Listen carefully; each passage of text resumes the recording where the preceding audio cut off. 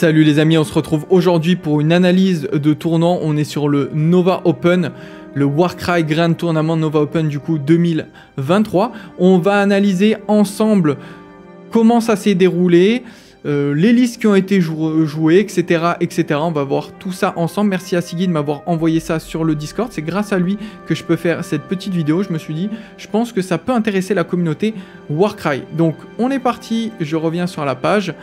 Et directement, on va analyser l'heure de rendez-vous, 8h15, fin, les récompenses qui se terminent à 17h. Donc c'était une journée très condensée, très chargée. 8h15 quand même le matin, il faut être matinal, avec des games qui duraient 1h15 à chaque fois. Donc vraiment, game ultra rapide. C'est vrai qu'ici en France, on a l'habitude de jouer sur 1h30. Eux, ils ont fait ça sur 1h15. Alors 1h15, ça se gère très bien si vous connaissez bien votre bande. Voilà, si vous connaissez bien votre bande et que l'adversaire aussi, normalement 1h15, ça passe sans problème. Donc 1, 2, 3, 4, 5 games. Ils avaient, par contre pour manger c'était chaud, hein. Ils avaient 45 minutes pour manger. Moi je trouve ça un petit peu abusé.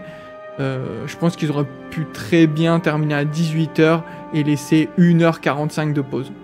Je pense que c'est pas déconnant, mine de rien. Après, ils se sont sûrement tablés aussi avec peut-être les autres games qu'il y avait, les autres tournois qu'il y avait. Mais je trouve que mine de rien, 5 games comme ça, c'est à la fin de la journée, t'as le cerveau qui fume et c'est peut-être pas super agréable. Parce que vous avez vu que là, direct, une game se termine, qu'on a l'autre qui enchaîne. Donc il faut... vous avez 1h15, mais en fait, vous avez 1h15 en comptant le changement, l'installation et tout. Donc c'est vraiment... très speed. Ah non, pardon, je dis une boulette, on a quand même 15 minutes. Voilà, on a quand même 15 minutes pour changer, pour passer du round 1 au round 2, donc ça va. Ça va, mais c'est quand même chaud, hein. Il faut y aller. Donc on continue avec les règles classiques, hein, 3 combattants au minimum, 15 combattants au maximum. Bon, tout ça vous connaissez. L'acceptation des combattants Bladeborn, la dague bouclier marteau qu'on doit faire en amont. Les FAQ qui sont pris en compte, 3 alliés, 3-0, 2 alliés, pardon, 3 tralls, les tralls c'est les cerfs, un monstre, les factions de notre bande, voilà, là les combattants Bladeborn, voilà. Ensuite là ils ont rajouté les règles de terrain, les missions qui allaient être jouées avec les terrains, les missions de sélection, les déploiements, les twists, les tournament quests, les modèles, ils nous parlent de proxy, tout ça. Donc ça nous intéresse pas trop. Ensuite, on a le scoring et les awards, donc les récompenses. On va voir ça par la suite. Les différents battle group round, les éliminations de round. Donc en gros, on va avoir 3 matchs pour essayer de se classer le plus haut possible dans le tableau et pour pouvoir accéder aux meilleures finales. Et ensuite, round 4 et 5, c'est les éliminations pour savoir qui a la première place, qui a la deuxième place, etc., etc. Donc en fait, c'est quand même chaud parce que donc si vous êtes dans le groupe le plus fort, vous allez pouvoir viser la première place forcément, mais la difficulté va être quand même plus ardue, alors que si vous sortez dans le deuxième groupe, peut-être que vous avez plus de chances de finir deuxième. Bon bref, de toute façon après ça se calcule pas, le but c'est de scorer le plus possible. Mais en tout cas c'est intéressant de voir comment c'est fait. Et en vrai j'ai bien envie de m'en inspirer pour les prochains tournois. Ensuite il nous parle des différents scorings. Alors on voit ça assez rapidement, moi ce qui m'intéresse le plus c'est plutôt les listes d'armées et de voir qu'est-ce qui a été joué et pourquoi ça a été joué comme ça. Mais je voulais m'attarder un petit peu sur ça aussi. Donc là les différentes missions pack, et vous allez voir que on est sur du Gnarlwood. Je vais changer de page, attendez. Je les prends ici parce que ils sont beaucoup plus propres ici, et on est du coup sur le Gnarlwood de Champion.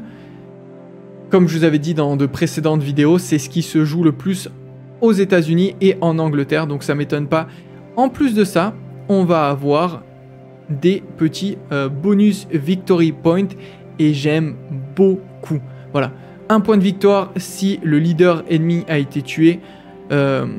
Si vous avez tué 3 ou plus, non, if you kill 3 plus treasure carrier, 1 point de victoire. If the tournament quest achieved.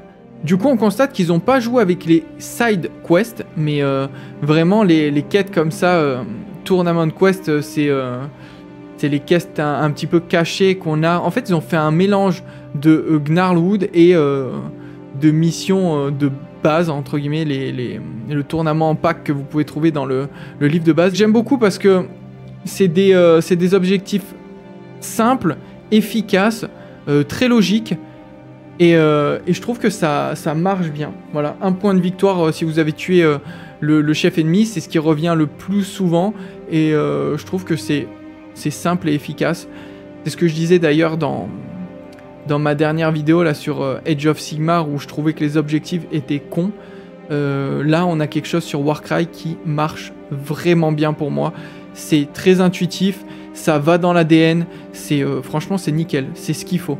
Donc Warcry, en fait, le scoring de Warcry, je le trouve vraiment au top.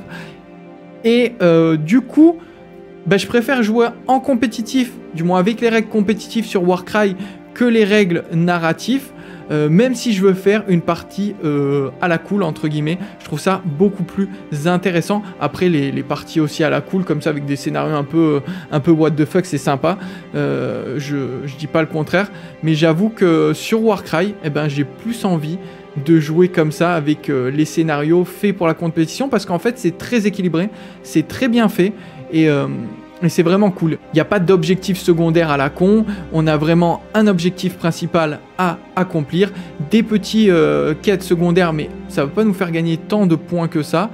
Donc moi je trouve ça vraiment génial. Je sais pas ce que vous en pensez, n'hésitez pas à me le dire dans les commentaires, mais moi j'adhère totalement. Donc voilà, mélange entre Gnarlwood et livre de base, super cool. Là on peut voir les différents points, il nous explique avec si on a 12 points de différence, et ben on va marquer un 20-0, et ça c'est vraiment cool qu'il nous ait remis ce petit tableau de scoring différent. Donc si on a 10 à 11 points, c'est du 19-1, etc., etc. Voilà, par exemple, Loose, je sais que, par exemple, quand je te donnais mes scores sur Age of Sigmar, t'avais peut-être un peu du mal à comprendre, ben voilà, comme ça tu sais.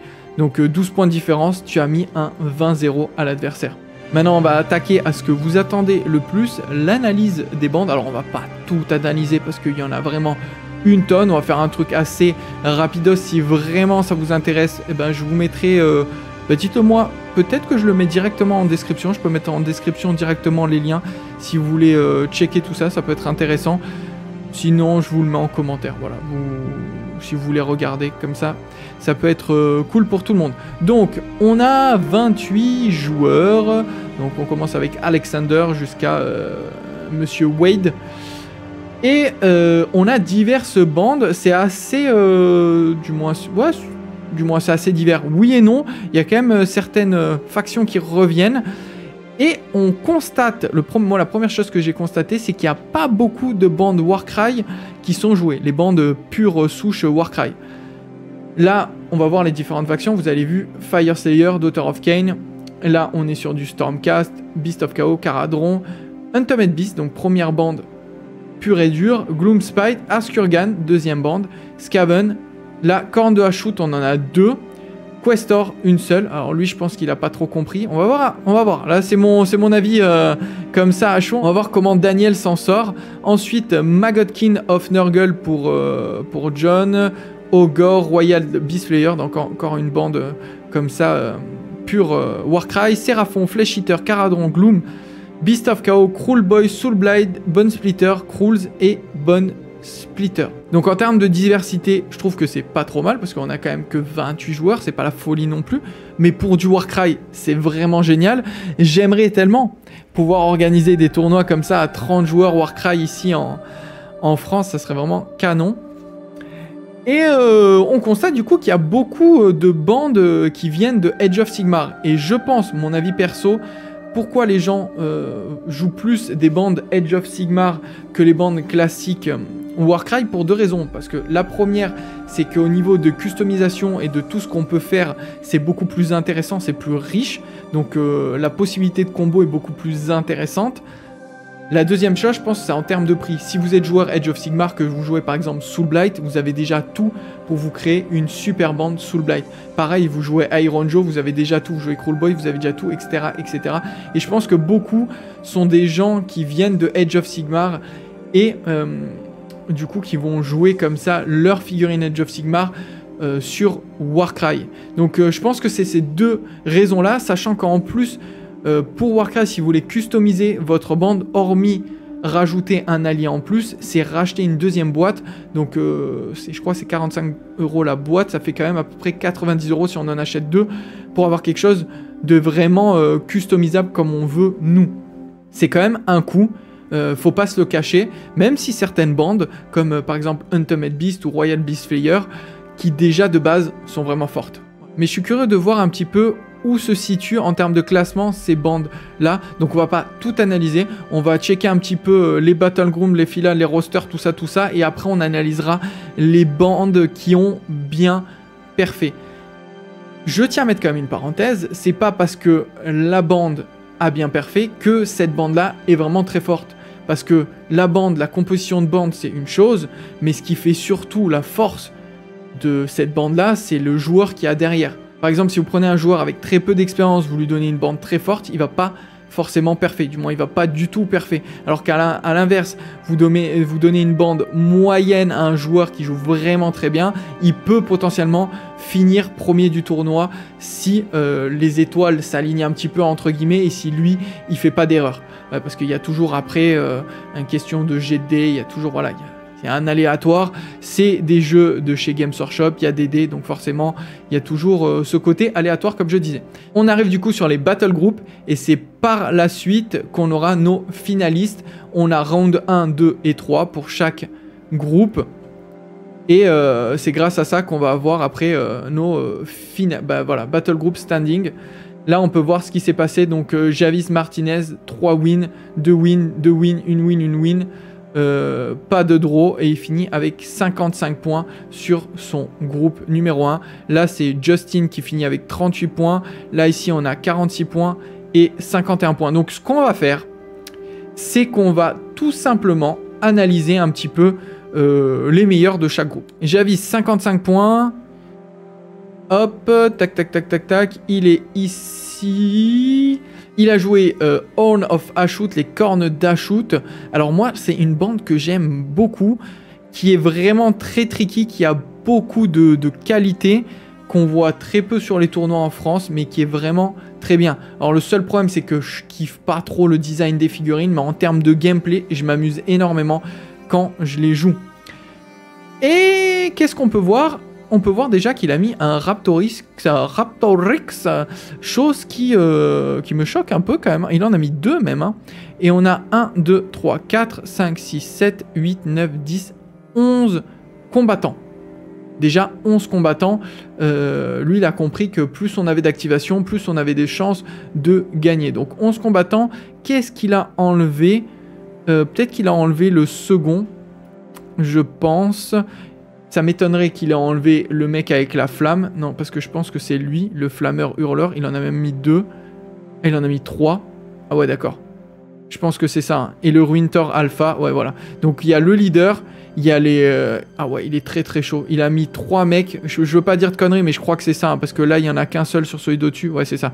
Il a mis 3 mecs au lance-flamme. Ouais, Lui, ça se voit que c'est un bon joueur qui sait ce qu'il joue et que sa bande, il a vraiment bien composé. Par contre, ce qui me choque, c'est les Raptorix. C'est vrai que moi, je les joue jamais et je me dis que peut-être les gargouilles sont plus intéressantes, mais les gargouilles coûtent plus cher. Et au final, peut-être qu'on pourrait se repencher sur les profils des Raptorix. Hein. Peut-être que Raptorix pourrait être sympatoche. Mais en tout cas, sa composition de bande m'a l'air vraiment, vraiment fort. Ensuite, on a Justin. Lui, je crois qu'il a joué Ogre.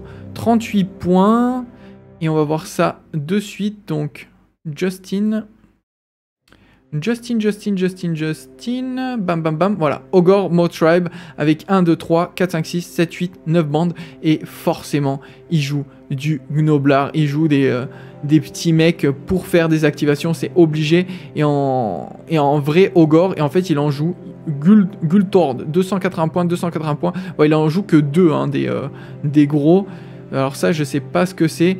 Mais voilà, en gros, il a 2 mastodons à 280 points. Et le reste, c'est des petites activations. Juste histoire de pouvoir gérer en fait l'alternance. Et pouvoir s'activer lui quand il veut. Et pouvoir taper quand il veut. Et ça, c'est très très important.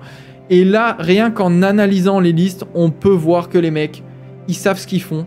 et que je pense que c'est des très bons joueurs. On continue avec Peter qui a fait 51 points. Peter, on va voir où tu es. Où es-tu, Peter? Qu'as-tu joué? Peter, il a joué Gloom. 1, 2, 3, 4, 5. Du coup, ça fait 6, 7, 8 combattants. Alors, c'est un petit peu juste. Je suis curieux de voir comment il s'en sort à la fin. Et donc, ouais, un gros combattant ici. Crusher, Bounderboss. Et après, des petits aussi. Alors, Gloom, là, en plus, les noms, ils sont en anglais. Je sais pas du tout. Il faudrait prendre le bouquin pour voir qu'est-ce que c'est exactement. Mais ce qu'on constate et ce qu'on en retire, c'est qu'il y a toujours une ou deux figurines impactantes et le reste, des petits pour faire des activations, scorer les objectifs, etc. Et c'est ça qui est important. C'est ça qu'il faut retenir. Et pour le dernier groupe, on a Robert Viscomi. Je l'ai fait à la russe. Robert Viscomi, 46 points. 46 points. Qu'est-ce qu'il a joué, Robert? Robert. Cruel Boys. 6, 9 combattants avec un kill à boss, ouais, des petits. Voilà, bon, ça a l'air d'être... Ouh, ça c'est quoi ça? Archground Montrailer. Ça a l'air d'être un gros, alors je sais pas lequel c'est, mais il a quand même mis un combattant à 300 points. Et vous avez vu, à chaque fois, c'est comme ça. Hein. On en a 2 qui castagnent, 2, 3, et le reste, c'est des petits pour scorer. Et en fait, c'est ça qui marche. C'est ça qui fait que ça fonctionne. Par exemple, si on prend lui en dessous, Soulblight Gravelord, parce que Soulblight, c'est quand même une faction que moi, j'ai beaucoup joué sur Warcry et sur Age of Sigmar. Si on prend le gars qui a fait Soulblight, il s'appelle Ronald. On va voir un petit peu où il est, Ronald, et ce qu'il a scoré, et vous allez comprendre pourquoi. Donc là, Ronald, il a fait une seule victoire, une défaite et un match nul. Il a scoré 32 points. Ça aurait pu être pire, mais moi je vous dis qu'en voyant sa liste, en Soulblight, on peut faire largement mieux. Voilà. Donc c'est pour ça que je l'avais pris comme... je voulais le prendre comme exemple, vu que Soulblight, c'est quelque chose que je connais bien. Il y a vraiment de quoi faire beaucoup mieux que ce qu'il a fait. Mais après, bon, il y a 9 combattants. Je pense que ça tourne un minimum bien. Et c'est cool aussi de voir comme ça des compositions de bandes un petit peu farfelues comme ça, avec des alliés, Laskurgan exemplaire, voilà, avec des alliés qu'on s'attend pas forcément. Donc c'est cool. Alors, du coup, ces 4 champions, je suis curieux de savoir qui a gagné. Et pour ça, il faut aller dans finale. Du coup, sur la finale et les rounds d'élimination, avec le champion Cup, champion Plate, champion Ball, champion Shield, et ensuite c'est les prix de consolation et consolation, du moins consolation Cup et consolation Plate. Et à chaque fois, il y a 4 personnes et c'est en élimination. J'adore ce système. Les gars, j'adore ce système. Prochain tournoi Warcry que je gère ou que je co-gère, je vais faire un truc comme ça. Après, il faut qu'il y ait un minimum de joueurs. Parce qu'à 8 joueurs, c'est un petit peu compliqué. Bon, on peut le faire hein, à 8 joueurs. Mais en vrai, dans l'idéal, il faudra au moins 16 joueurs. Et là, on est vraiment bien. 16 joueurs, on est vraiment bien. Donc les gars, motivez-vous. Prochain tournoi, et il faut venir, quoi. Il faut venir et on passe comme ça une bonne journée ensemble. Donc on va voir ici la finale déjà. Justin et Peter. On a vu déjà leur liste à l'heure. Alors Justin, c'était lequel? Justin, c'est Ogre. Ok, donc on sait pas si c'est... Moi, en tout cas, là, j'ai pas compris. Hein. Peut-être que vous avez compris. Est-ce que c'est le Ogre qui a gagné? Ou du coup, sinon, c'était Peter. Où es-tu, mon ami Peter? Gloomspite avec... bizarrement, lui, il avait que 8 combattants. Je vais en profiter aussi pour voir qui s'est qualifié sur le premier round. Donc... Justin. Ah oui, parce qu'il y a eu un round supplémentaire là. J'ai dit une bêtise. Le gagnant, c'est bien Justin. Là, c'est... du coup, ce qui se passe, c'est qu'il y a eu élimination, mais pour que les autres puissent jouer en même temps qu'il y ait la finale, il y a eu ça. Alors, est-ce que Peter... Alors, là, pour les classements, j'ai pas trop compris du coup comment ça se passe. Justin qui gagne ici, Robert qui gagne ici, et là on a les 2 perdants, Peter et Javis, qui s'affrontent. Mais est-ce que dans le classement où ils atterrissent, je sais pas. Je sais pas. Du coup, c'est Robert qu'il fallait que j'aille voir pour la finale et c'était pas Peter. Robert V. On va voir. Roberto. Alors, il est où, Robert? Robert. C'est ça, hein? Alors que je me trompe pas. Ouais, c'est bien ça. Et Robert, lui, jouait Cruel Boys avec 9 combattants. Ok. Ok. On va voir un petit peu les finales des autres. Donc ça, c'est le rattrapage, on va dire. Donc on va plutôt se concentrer sur les finalistes. Donc Alexandre et Mike. Player list, Alexandre, où es-tu? Alexandre, bah, c'est lui qui a joué Fire Slayer avec 4... Ouais, lui, il est chaud. 8, 9, 10, 11 combattants. Bah ouais, je comprends. Ensuite, on a... Aïe, aïe, aïe, cette mémoire. Non, je vais y arriver.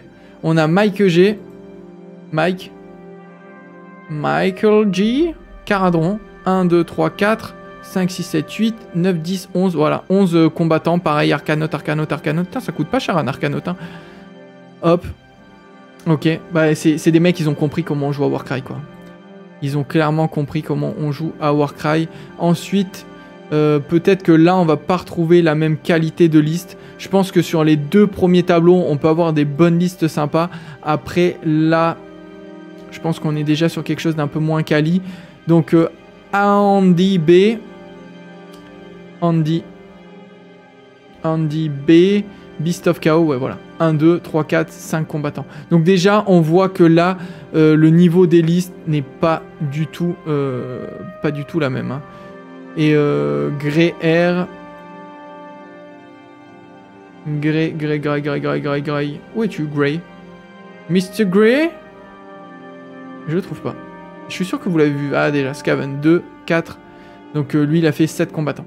Alors là, on tombe sur le Painting Contest. Ah non, ça c'est les points Painting Contest. Ça c'est les points de... c'est les points de peinture. Je me suis dit, je comprends rien. C'est quoi ces points là? Points de peinture.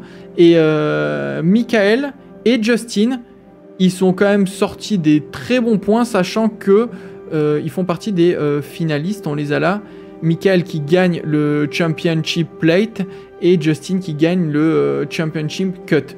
Donc déjà, ça fait vraiment plaisir à voir que les champions, entre guillemets, sont de très bons peintres. Ça, c'est vraiment cool, du moins, de très bons peintres, sont de bons peintres. Et c'est plaisant aussi pour l'adversaire d'affronter un joueur qui, d'un côté, gère son gameplay et en plus de ça, propose de belles figurines. Ça, c'est vraiment, vraiment cool. On va conclure sur ça, les amis.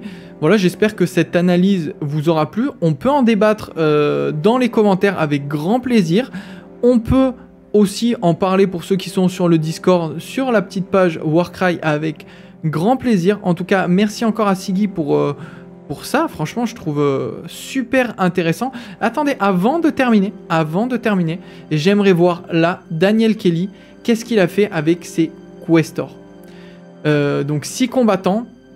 Alors, Questor Soulswarm, c'est une bande avec des aptitudes ultra fortes. Mais le problème, et c'est ce que j'avais dit après coup, qu'on ne peut pas scorer en fait avec ça. On n'a que 6 combattants, c'est très compliqué. Et mine de rien, au fur et à mesure des tours qui passent, les combattants commencent à voler parce que le Stormcast, c'est pas éternel non plus. Donc, 6 combattants. On va voir un petit peu où il est, Daniel, hein. Donc on va dans Finale, Daniel. On va essayer de trouver Daniel, juste par curiosité. Donc il est pas là. Voilà, Daniel Kelly, il est Championship Shield. Mais je m'attendais à ce qu'il soit dans ce tableau-ci. Pourquoi? Tout simplement, comme je vous ai dit, parce que Questor, c'est pas fort en fait. En tournoi comme ça, c'est vraiment pas fort. Il manque un combattant. Voilà, il y a pas assez de combattants. Et quand on regarde, encore une fois, les personnes qui ont gagné, genre Justin, il gère quand même 9 combattants avec 2 mecs ultra badass à 280 points.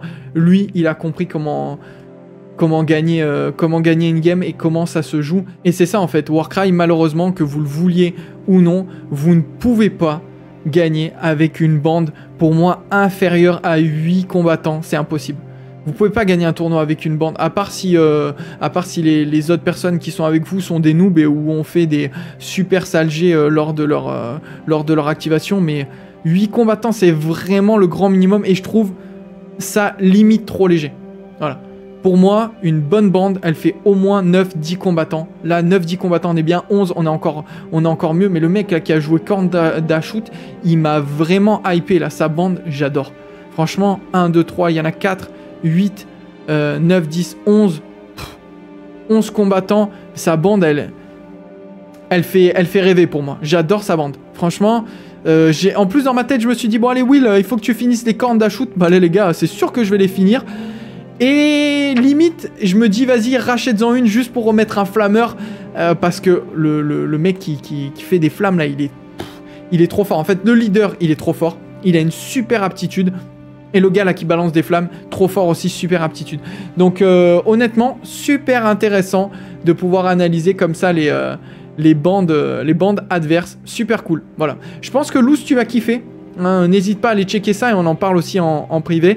Moi, je vais conclure sur ça pour cette analyse. J'espère que ça vous aura plu, les amis. Comme d'habitude, le petit pouce, le petit commentaire, on s'abonne, on active la cloche pour rester notifié des futures vidéos. En description, je pense que je mettrai le lien des 3. En plus de ça, je mettrai comme d'hab les partenariats, tous les autres réseaux sur lesquels je suis, le Discord si vous voulez rejoindre le Discord. Alors Discord, en général, c'est toujours des liens qui sont à durée limitée. Donc allez sur les vidéos les plus récentes à chaque fois, comme ça vous chopez les liens si jamais vous tombez sur cette vidéo dans 1 mois, 2 mois, 6 mois. Et ben vous venez sur les vidéos les plus récentes et vous piquez le lien Discord si vous voulez nous rejoindre sur Discord. Qu'est-ce que je voulais dire d'autre? Oui, c'est vrai, très important aussi, il reste encore une semaine, même pas, pour venir participer au jeu concours pour tenter de gagner la boîte City of Sigmar. C'est très simple, il y a un lien Tipeee dans la description et pour chaque tips de 5 €, vous avez un ticket. Donc 5 € un ticket, 10 € 2 tickets, etc. etc. N'hésitez pas à venir tenter votre chance et essayer de gagner cette boîte City of Sigmar. Je rappelle que c'est déjà trop tard, mais j'avais fait un petit quiz sur le lore d'Age of Sigmar. C'était pour vous faire gagner un ticket. Ça, je dis ça pour toutes les personnes qui m'avaient fait pas mal de remarques en disant « Ouais, c'est dommage que vu qu'on n'est pas tipeur, on peut pas essayer de gagner des tickets. » Ben voilà, j'ai en effet gagné un comme ça. Et je pense que je vais garder ce système. C'était vraiment, vraiment cool. Voilà, les amis. Je pense que j'ai tout dit. Et je vous dis à plus pour de nouvelles aventures. Ciao tout le monde!